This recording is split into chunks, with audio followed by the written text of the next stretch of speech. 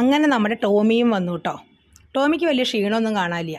ഞാൻ പറഞ്ഞിട്ടുണ്ടല്ലോ, റോഡിൻ്റെ അപ്പുറത്തൊരു വീട്ടിൽ കൊടുക്കുന്നുണ്ട്. നേരത്തെ ഒരു വീഡിയോ ഞാൻ പറഞ്ഞിട്ടുണ്ട്. അവിടെ പോയി അവൻ ഭക്ഷണം കഴിക്കണ്ടായിരിക്കും. അവന് വലിയ ക്ഷീണമൊന്നുമില്ല, മറ്റവനെ പോലെ എല്ലും തോലൊന്നും ആയിട്ടില്ല, പിന്നെ കടിയൊന്നും കിട്ടിയിട്ടില്ല കേട്ടോ. പക്ഷെ ഒരു കുഴപ്പം എന്താണെന്ന് വെച്ചാൽ അവൻ വരുന്ന ഞാൻ പ്രതീക്ഷിച്ചില്ലല്ലോ, അതുകൊണ്ട് ചോറ് തീർന്നു പോയി. ജിമ്മി രാവിലെ വന്നു. ജിമ്മിക്കും ഇവർക്ക് എല്ലാവർക്കും കൊടുത്തതിന് ശേഷം ഇവൻ വരുന്ന ഒട്ടും പ്രതീക്ഷയില്ല. കുറേ പട്ടികളുടെ ഒരു ഗ്യാങ് ആയിട്ടാണ് അവൻ വന്നത്. പക്ഷെ ആ പട്ടികളൊക്കെ ഇവിടുന്ന് വേഗം പോയി. അവർക്കറിയാം നമ്മളത്ര പരിചയമില്ലല്ലോ, അതുകൊണ്ട്. ഇവൻ മാത്രം പിന്നെ ആ പണ്ടത്തെ ഓർമ്മയിൽ വേഗം ഇങ്ങോട്ട് വന്നു. അപ്പോൾ അവന് ഞാൻ കുറച്ച് ബിസ്ക്കറ്റ് കൊടുത്തു. ഞാൻ ഇനി ഉച്ചയ്ക്ക് ചോറ് വയ്ക്കുമ്പോൾ നീ വരികയാണെങ്കിൽ നിനക്ക് തരാമെന്ന് ഞാൻ അവനോട് പറഞ്ഞു. നീ ഇത്ര ദിവസം എവിടെയായിരുന്നു? അവന് പക്ഷേ നല്ല ഓർമ്മയാട്ടോ. ബാക്കിയുള്ളവരെല്ലാവരും കുറച്ച് ദൂരെ മാറി നിന്നതിന് ശേഷം ഓടിപ്പോയി. അപ്പോൾ എനിക്ക് പെട്ടെന്ന് മനസ്സിലായില്ല ആ ഗ്യാങ്ങിലെ പട്ടികളാണെന്ന് ഞാൻ വിചാരിച്ചു. അതുകൊണ്ട് അവരെ അങ്ങനെ കയറ്റാറില്ല, കാരണം അവർ ജിമ്മിയും ജൂലിയും കടിക്കും, അതുകൊണ്ട്. അപ്പം നോക്കും പെട്ടെന്ന് ഇവൻ മാത്രം ഇങ്ങോട്ടേക്ക് ഓടി വന്നു. അപ്പോഴാണ് ഞാൻ വേഗം വീഡിയോ എടുത്ത് നിങ്ങളെ കാണിക്കാമെന്ന് വിചാരിച്ചത്. ടോമിയും വന്നു എന്നുള്ള സന്തോഷ വാർത്ത.